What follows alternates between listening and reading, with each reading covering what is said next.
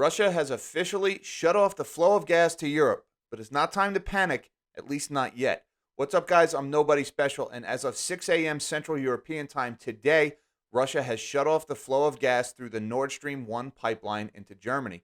Now, this was for scheduled maintenance, and that's why I say it's not time to panic, at least not yet. Now, I say not yet because a lot of people are afraid that Vladimir Putin may decide not to turn the gas back on after this maintenance is complete. And with that, we are going to shrink my big melon of a head, and let's get into this article here in Reuters, dated today. Europe on edge as Nord Stream Russian gas link enters shutdown. The biggest single pipeline carrying Russian gas to Germany began annual maintenance on Monday, with flows expected to stop for 10 days. But governments, markets, and companies are worried the shutdown might be extended because of the war in Ukraine.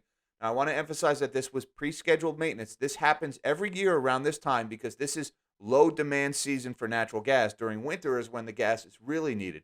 So the big annual maintenance that's usually done during these periods of low demand, that's when they shut it down and make all kinds of upgrades. But the big question is, do we come out of this outage unscathed?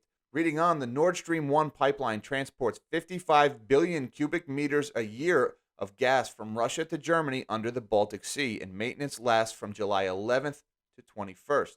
55 billion cubic meters per year. That is a huge amount of natural gas. That's almost 2 trillion cubic feet of natural gas every year. Almost 12% of all of Europe's natural gas comes from this one pipeline, and it just shut down. Last month, Russia cut flows to 40% of the pipeline's total capacity, citing delayed return of equipment being serviced by Germany's Siemens Energy in Canada. That equipment has since been returned. And take a look at this chart. This is the flow through this pipeline, and you can see back in the middle of June, a big decline in the gas flow through this pipeline, all the way down to 40% of capacity, where it's held right up until this morning when the pipeline went down to 0% of capacity. And what does that look like? Well, take a look at this chart of Dutch TTF natural gas futures. This is the spot market for natural gas in Europe. And look, right there in mid-June, when this pipeline started dialing back capacity to 40%, TTF gas futures started to spike big time. This led to the bailout of German gas utility Uniper, something I talked about on this channel. And it's leading many, including myself, to believe that Europe will be in for rationing this winter because they won't be able to get their tanks filled in time. Now, I just want to emphasize that this is regular scheduled maintenance. This is not a political maneuver by Putin. This is not the sanctions. This happens every year.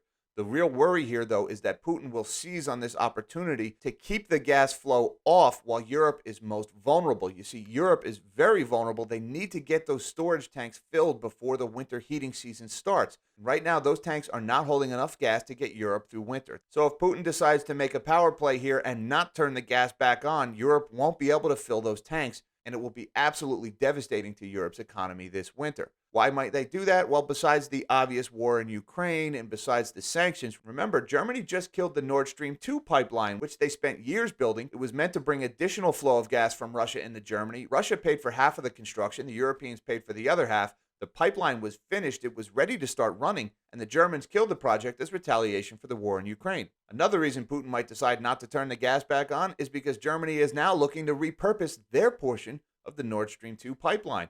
Shrinking my melon again, check out this article from just a couple of days ago in Reuters. Germany looking at repurposing unused Nord Stream 2 pipeline for LNG use, report says. The German government is considering converting parts of the Nord Stream 2 gas pipeline into a connection for a liquefied natural gas terminal on the Baltic Sea coast.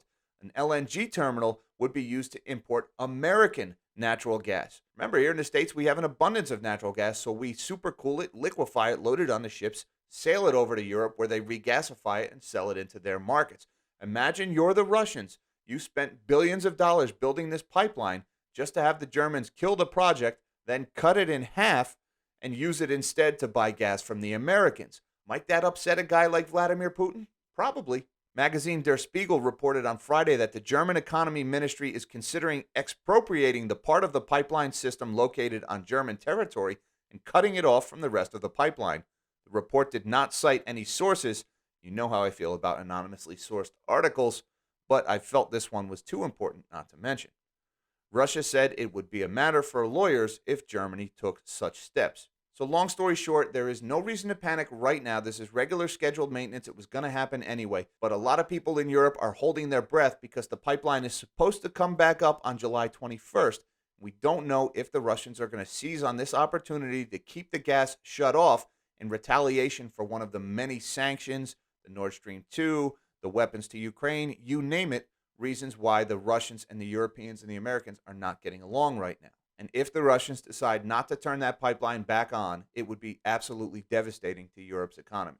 And you can already see a preview of that because of what happened to German utility Uniper just since the gas has been cut down to 40% in the Nord Stream 1 pipeline since mid-June. If you want to know more about that situation, you can check out this video I did about the bailouts for Uniper.